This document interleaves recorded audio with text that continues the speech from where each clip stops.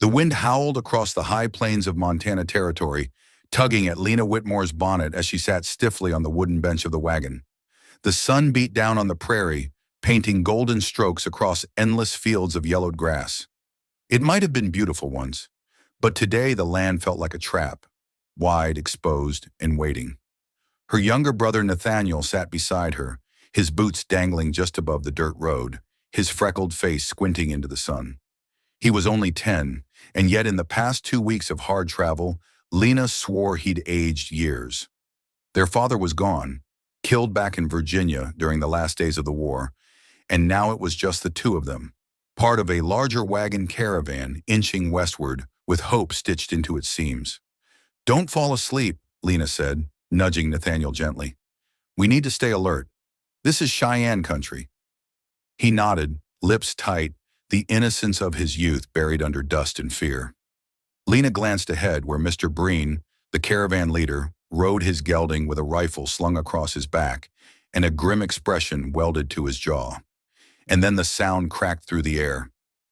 Gunfire. The first shot echoed like a thunderclap. Then another, closer. Horses screamed. Wagons jerked to sudden halts. Voices shouted. Chaos erupted. "Stay down," Lena cried, grabbing Nathaniel as arrows thudded into the canvas of nearby wagons. Screams followed, sharp and real. They came from the ridge, riders on painted horses, their faces streaked with war paint, long braids flying behind them like banners in the wind. The Cheyenne, or maybe the Arapaho. It didn't matter. "Run!" someone shouted, but there was nowhere to run.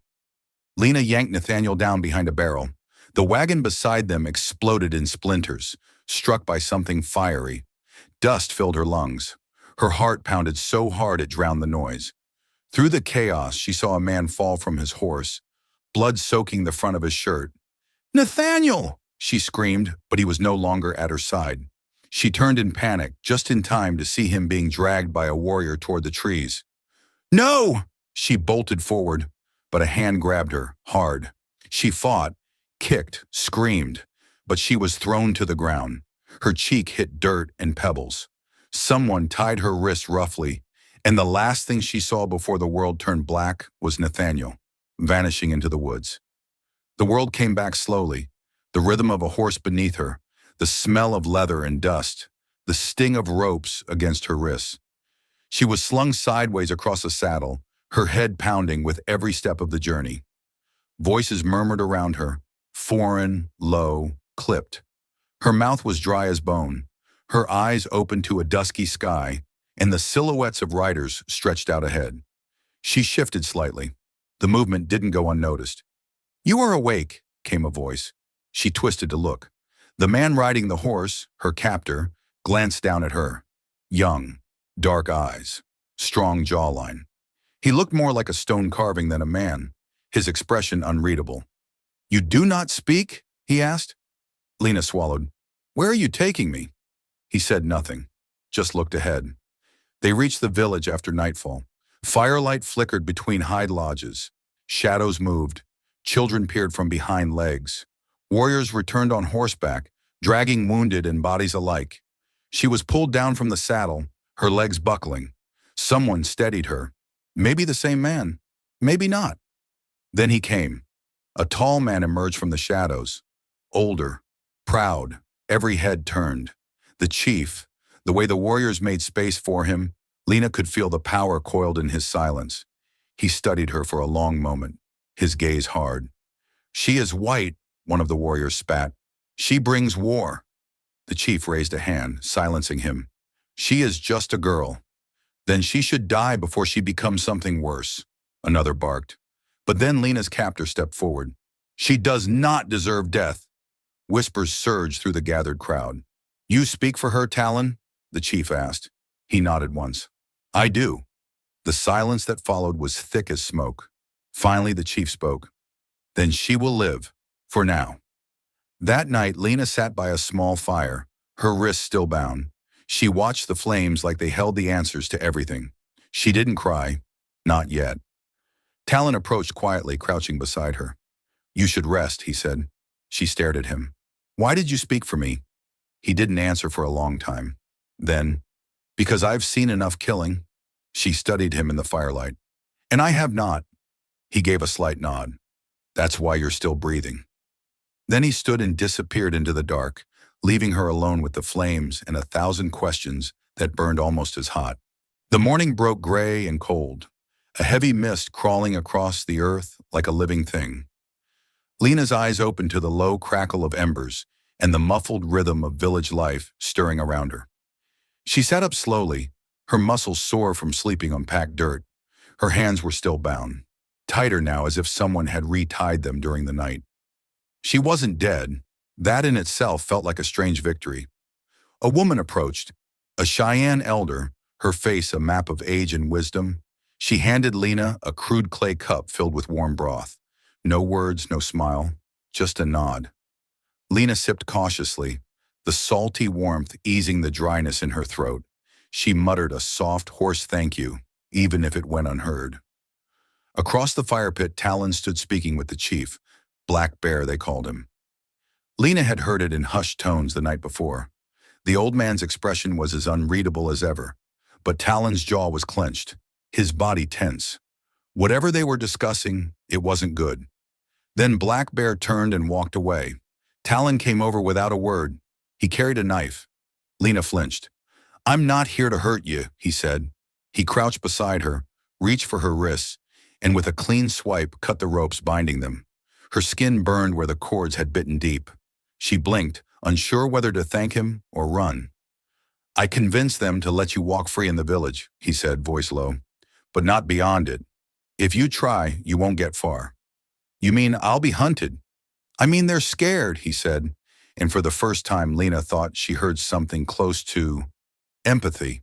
They've lost too many to white men's guns. They see you and think of all they've buried. Lena rubbed her wrists, forcing down her fear. You don't trust me either. No, he admitted, but I don't want you dead. The simplicity of it struck her. Not kindness, not friendship, just survival. And maybe that was enough, for now. Lena wandered the village that afternoon, under the eyes of silent children and wary elders. The lodges were arranged in a crescent near a small river. Smoke curled from chimneys, meat dried on wooden racks, and everywhere she felt the weight of suspicion pressing on her like a second skin. A group of girls, barely older than herself, watched her from a distance. One of them whispered something, and they laughed, though it wasn't cruel. Just curious. Human. She paused near a circle of drummers, young boys practicing under the watch of an elder who tapped his stick softly to guide them. Lena's presence stilled the rhythm for a heartbeat, but the old man gave a small nod, and the beat resumed. She sat nearby, cross-legged in the dust. Talon appeared beside her without warning. You're being watched, he said. I know. Some think I should have let you die. She met his gaze. And what do you think now? He didn't answer. Instead, he offered a small pouch. Inside were strips of dried meat and wild berries. You'll need strength, he said. For what? For what comes next? That night, a council fire was lit. The warriors gathered in a tight ring. Black Bear stood in the center, his face solemn beneath the starlight. Lena watched from the edge, the flames casting wild shadows across the faces of men who had seen too much war. The chief spoke in his native tongue, words Lena didn't understand, but the tone was clear. It was about her, about what to do next. Then Black Bear called a name. Talon stepped forward. You will take her from here, the chief said, switching to English. At dawn. Murmurs rippled. She cannot stay, nor can we kill her. Not now, but we cannot risk others coming. Take her beyond the ridge. Leave her. That is all. Talon didn't argue. He only nodded once. Later, as Lena stood by the fire alone, he approached. They're giving you a second chance, he said. You'll walk out of here tomorrow alive. And you? He shrugged. Doesn't matter. Why are you doing this? She asked, her voice quiet. Talon hesitated. Then, because once, a white woman saved my sister from a soldier's knife. No one knew but me. She didn't ask for thanks. She just did it. I remember that when I saw you. Lena swallowed hard. What happened to your sister? She lived. She fights for our people now. She's stronger than I am. They stood in silence, only the fire speaking between them. And for the first time since she'd been dragged from the wagon, Lena felt something almost like safety. Not in the place, but in the person beside her. The sun had barely begun to rise when Talon handed Lena a worn blanket and a piece of bread. He didn't speak at first, just motioned toward the horses tethered near the lodge. The camp stirred slowly, but eyes still followed her every step. She walked beside him in silence, the frost crunching beneath their boots. The dawn was cold and the wind bit deep. It felt final, as if this was the last time she'd ever see the village. And maybe it was. "You can ride?" he asked, nodding toward the horse. "Well enough," she muttered, adjusting the strap of the satchel he'd given her. Inside, water, food, and flint. Nothing more. Talon mounted first, then extended a hand. She hesitated, then took it. His grip was firm, steady. She climbed behind him, wrapping her arms around his waist with practiced caution. They rode out without ceremony. No one stopped them. No one said goodbye. Only the wind howled as they crested the ridge and descended into the wilderness. Hours passed in silence. The landscape unfolded around them.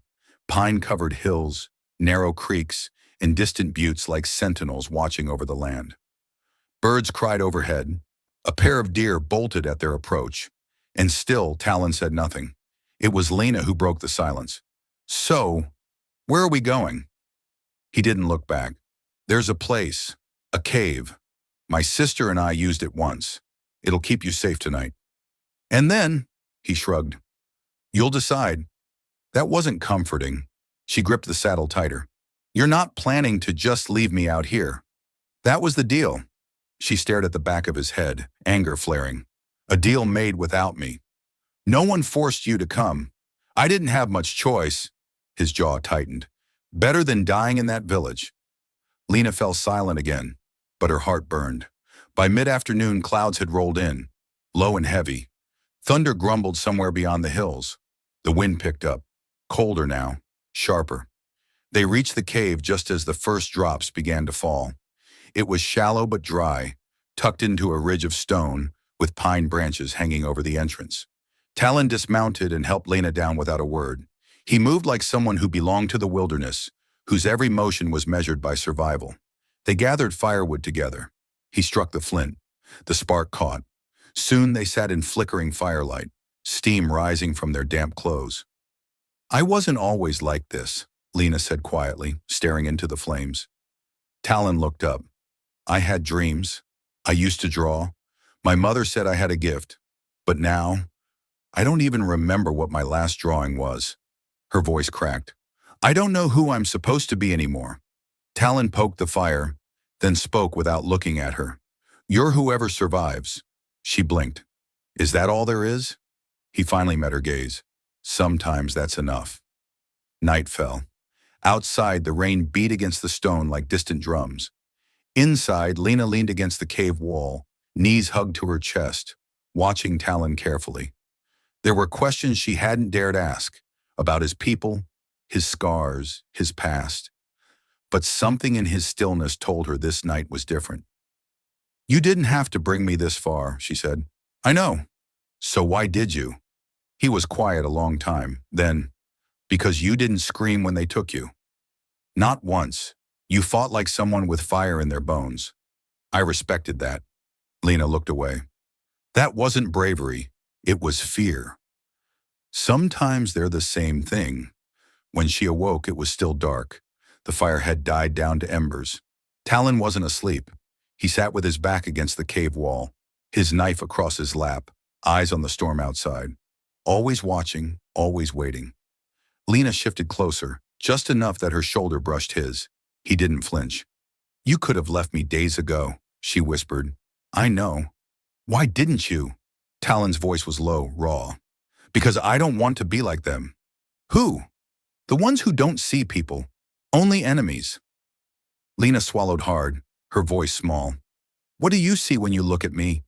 He hesitated, then turned to her slowly, his eyes shadowed by firelight. "I see someone I can't forget."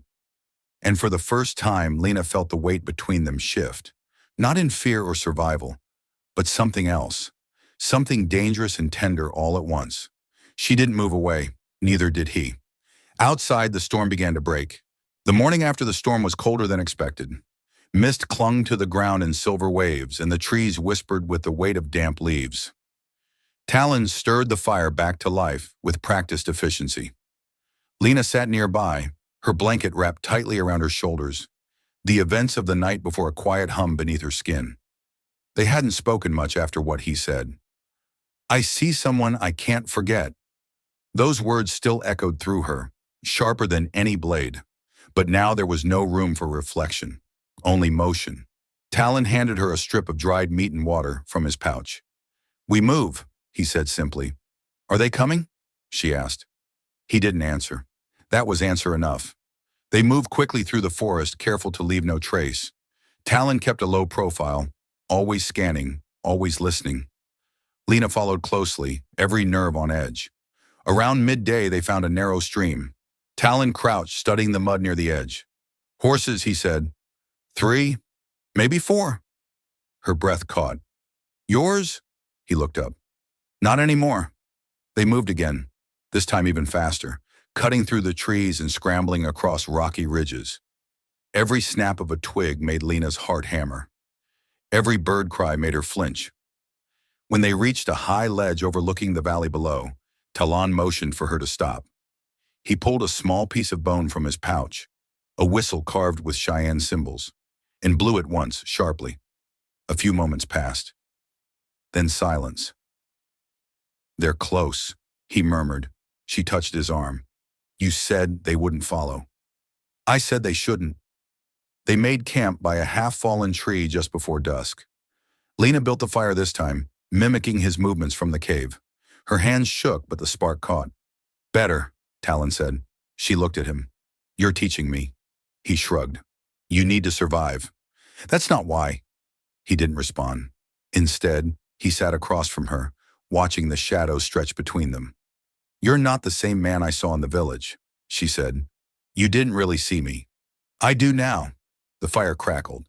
After a while, Talon pulled something from his coat, a beaded band, weathered and faded. He passed it to her. She turned it over in her hands. "My sister made that," he said softly, "before the soldiers came." Lena swallowed. "What happened to her?" He stared into the fire. "They said she was taken, but I know better." The pain in his voice struck like a blow. She handed it back, but he shook his head. "It's yours now." "Talon." He looked at her finally. "I don't want you to vanish like she did." That night, Lena couldn't sleep. She lay beneath her blanket, staring at the stars between the trees, listening to Talon's steady breathing nearby. The forest felt alive, too alive. Every breeze carried danger, every silence, a threat. Just before dawn, a twig snapped. Talon was up in an instant, knife in hand. "Stay low," he ordered. Lena obeyed, ducking behind the fallen log. Footsteps approached, slow, deliberate. Then a voice. "Well now, what have we here?" Talon stepped into the firelight, his stance calm but ready. Across from him stood a tall figure in a dark duster, rifle slung across his chest. His hat shadowed most of his face, but Lena could see the grin beneath. "You must be the traitor they talk about," the man said. "Depends who's talking," Talon replied. "I'm here for the girl." "You're too late." Lena's blood ran cold. Whoever this was, he knew who she was and why it mattered. The man's grin widened. "You think one outcast warrior can stand between me and a bounty this size?" Talon's knife flashed. "Try me." What followed was a blur. The man lunged, quick, brutal. Talon parried, blades scraping in the firelight. Lena scrambled backward, heart pounding. A second figure emerged from the trees. A woman this time, rifle raised. Lena didn't think. She grabbed a burning stick from the fire and swung it. The woman cried out, dropping the rifle. Talon took the moment, driving his blade into his attacker's leg. The man collapsed, cursing through clenched teeth. "Move!" Talon shouted. They ran. No time to gather their things. No time to look back. They ran until the firelight was gone, and only moonlight guided their steps. By the time they stopped, Lena could barely breathe. Her legs ached. Her ribs throbbed. Talon checked her over in silence, then finally spoke. "They're not scouts." They're bounty hunters. For me? He shook his head. For both of us now. They sat in the dark, side by side, breathless and beaten, but alive.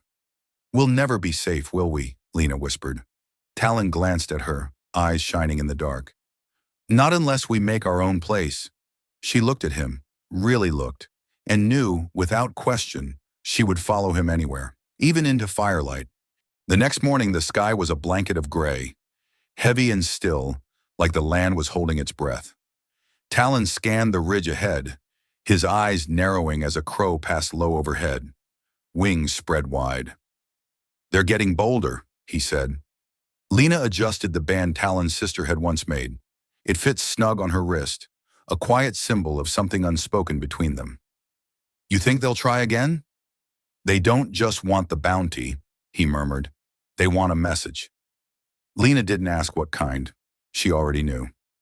They moved west, crossing broken country where the trees thinned and jagged rocks jutted from the earth like ancient bones. The land was harsh, every step a reminder that mercy didn't live out here. Around midday, they came upon an old fire pit, still warm. Talon crouched low, fingers brushing the ashes. Half a day ahead. No more. Lena's heart quickened. Do we run? No, he said. We choose where to make our stand. By sunset, they found it, a crumbling outpost tucked between two cliffs, half swallowed by the earth and time. Talon circled it slowly, checking corners, counting shadows. It was military, and he said, long abandoned. Yours? He didn't answer. Instead, he walked to a broken window frame, staring out over the ravine below. If they come through the pass, we'll see them. If they circle behind, we'll hear them. Lena touched his arm. This is where it ends, isn't it? Talon nodded. One way or another. Night fell fast. Lena found herself sitting beside him on a collapsed bunk, oil lantern flickering between them. She traced the edge of his knife with her finger. Not the blade, but the handle, etched with symbols half Cheyenne, half cavalry. Why do you still carry it? She asked. It belonged to the man I used to be. You hate that man? I don't know, he said quietly. He saved lives. He ruined others. Lena met his eyes. He saved me. That silenced him. They took turns sleeping, though neither truly rested. Just before dawn, Talon stirred. They're here. Lena bolted upright. How many? Enough. She grabbed the rifle they'd taken from the bounty hunters. Then let's not wait. They made their stand from the shadows of the outpost, every breath measured, every footstep deliberate. When the first figure crested the ridge, Talon was already in motion. His arrow flew true, silent and sudden. A body dropped, and the rest scattered behind the rocks. Gunfire followed. Lena ducked low, pressing herself against the cool stone. How long can we hold them? Talon didn't answer. Instead, he handed her a second knife. Long enough. The battle was brutal. Each second stretched like an eternity. Smoke clung to the rafters of the old building, the walls shivering with each gunshot. At one point, Lena thought she saw someone she recognized among the attackers, an officer in a blood-red sash. Her father had warned her about men like that, men who fought for gold and burned for sport. They wanted her alive, but Talon? Dead. She knew it the moment they stopped firing at her and began to flank him instead. When she heard him shout, she ran. The rifle in her hands was empty, but she didn't care. She burst through the smoke, her heart thundering louder than any bullet. Two men had Talon pinned near the collapsed stairwell. She didn't think. She leapt. Later, she wouldn't remember everything. Just flashes. A blade in her palm. A scream. The weight of a body against hers. Talon's eyes locking with hers as he drove a final punch into a bounty hunter's throat. When it ended, they were both on the ground. Alive. Barely. Lena sat up, blood on her hands. Not hers, not his. Her whole body trembled. I'm sorry, she said. Talon shook his head. You did what you had to. The outpost smoldered behind them, flames licking at the wooden beams. Ash floated on the breeze like snow. It's over, she whispered. No, he said. Now it begins. The wind carried a new kind of silence through the hills. Not the hush of dread that preceded violence, but the stillness that followed it. Talon stood at the edge of the burned-out outpost, shoulders squared as he stared into the endless stretch of morning sky. Lena sat on a flat rock nearby, her hands wrapped around a tin cup of cooling coffee, watching him like he might vanish if she blinked. "I think we broke something," she said softly. He turned, brow raised. "In them," she added, "in what they believed about us, about how easy we'd be to kill." Talon's eyes softened. "They'll come again, with bigger guns, fewer doubts. But they'll remember," Lena replied. "They'll remember what it cost."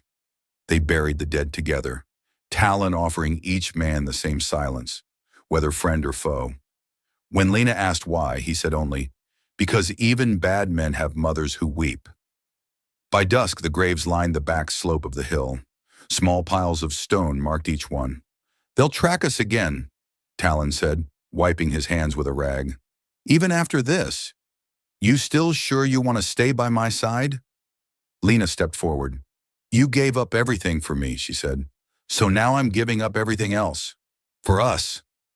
He didn't answer, just took her hand. They left the outpost that night, moving west again under a bruised violet sky. Neither spoke much, the quiet between them a kind of prayer. When they reached the river, Talon paused. His fingers brushed the edge of the wooden pendant at his neck, the one marked by both Cheyenne and cavalry symbols. "I used to think I had no place," he said. "Too white for the warriors, too wild for the soldiers. And now?" He looked at her. "I think home is just where someone stays, even when it's easier to run." Lena smiled, tears pricking her eyes. "Then I guess I'm home." Weeks passed. They found an abandoned homestead near the canyon rim. The roof sagged. The well was dry, but there was a porch that caught the morning sun and a tree that bent like it had been waiting for someone to lean against it. They rebuilt, one nail, one stone, one whisper of hope at a time. Lena planted corn. Talon fixed the chimney. They built beds from pine branches and filled the house with soft things like books and laughter and old music that crackled from a battered wind-up player Lena had bartered for in town. Sometimes riders passed nearby, strangers with eyes that lingered too long. Sometimes Lena would wake at night and find Talon outside, staring into the trees, hand resting near the knife on his hip. But they never came close. The whispers were louder than any wanted poster. They said the ghost of the outpost still walked these hills, with fire in his soul and vengeance in his blood. What they never saw was the woman beside him, the one who turned that ghost into a man again. One evening, Lena found a journal tucked beneath a floorboard. Talon's name was scrawled on the inside cover, though the pages were worn and many had been torn out. She sat beside him by the firelight and asked gently, "Who were you before all this?" Talon stared into the flames for a long time. Then he said, "I was a boy who believed justice always came from the badge on your chest." "And now?" He looked at her, something breaking open in his voice. "Now I know it comes from the heart that wears it." She kissed his cheek. "You're more than a ghost, Talon." His hand found hers. "And you," he said, "you're the reason I came back to life." They never stopped moving forward. Not truly. Each sunrise brought new fences to mend, new wildflowers to plant, new pages to write in a shared story they once thought would end in blood and fire. Instead, it ended with this: a house on the ridge, a porch light burning through the dark, two hearts beating, scarred, stubborn, and still whole, and the West, at long last, quiet. And so, across these unforgiving lands, another tale drifts away with the wind. If this quiet courage, this stubborn heart touched you in any way, leave a like, share your thoughts in the comments, and pass this story on to someone who needs it. Don't forget to subscribe, because out here there are still so many truths left to tell, each one carved from pain, hope, and dust. This is Wild West Stories.